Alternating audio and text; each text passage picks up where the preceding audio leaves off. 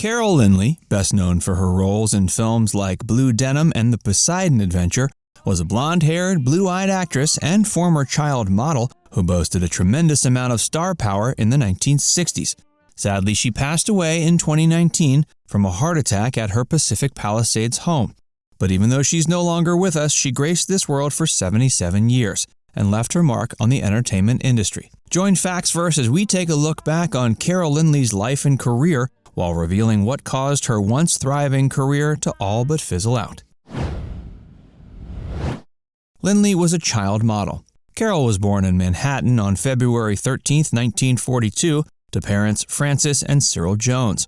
Her father was of Irish ancestry, while her mother's side of the family was English, Scottish, Welsh, and German.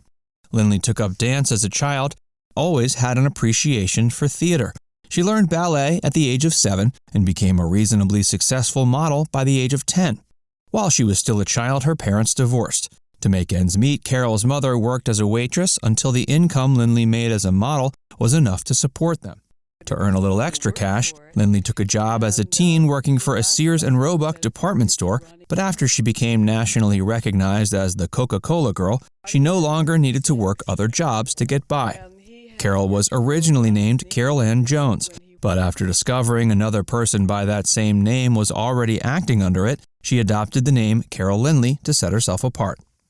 Lynley first appeared on local TV when she was 14. She made subsequent appearances on live national programs like the Goodyear Television Playhouse, Danger Route, and Alfred Hitchcock Presents. In 1957, at age 15, Lynley appeared on the cover of Life magazine alongside a caption that read, "Carol Lynley, 15, busy career girl." Throughout her teenage years, Lynley made appearances in several Pepsodent and Clairol commercials and advertisements that received national attention. In 1955, Carol made her first appearance on the Broadway stage in a production of Moss Hart's Anniversary Waltz. She went on to play the role of Dame Sybil Thorndyke's granddaughter in the Broadway production The Potting Shed. Hey, if you're enjoying this video so far, be sure to give it a like and subscribe to FactsVerse if you haven't already, and keep watching to learn more about Carol Lynley's life and career. Lynley's jump to film.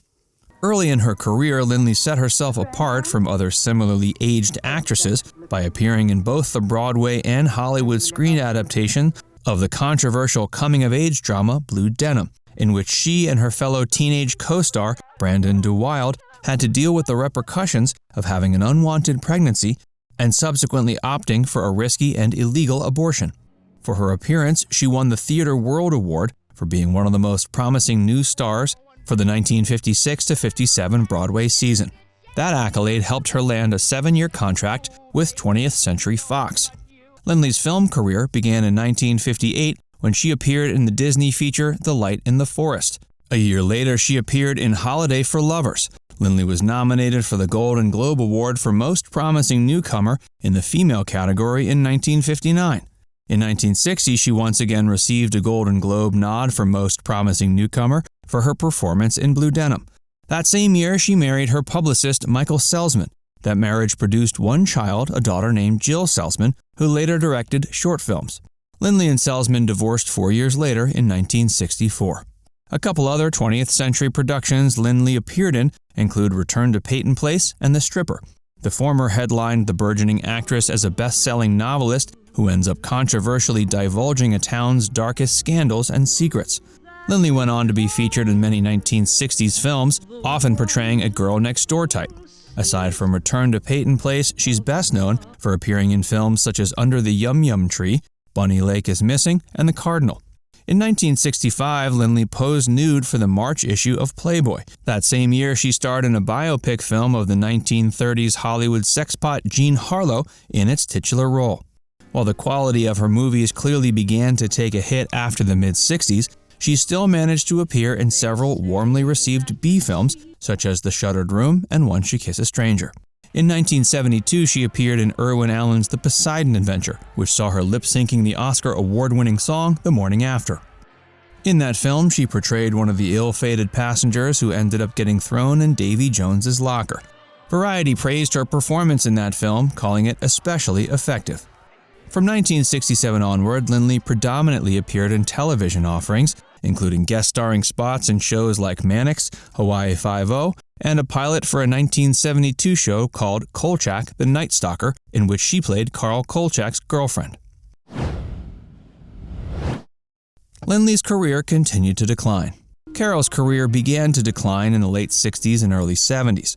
Around this time, she not only appeared in those B films, but she also took roles in other low-budget productions like The Maltese Bippy, The Four Deuces, Bad Georgia Road, and The Washington Affair. The 80s were a particularly inactive decade for her acting-wise, but in 1992, she was in the low-budget thriller Spirits, playing a nun.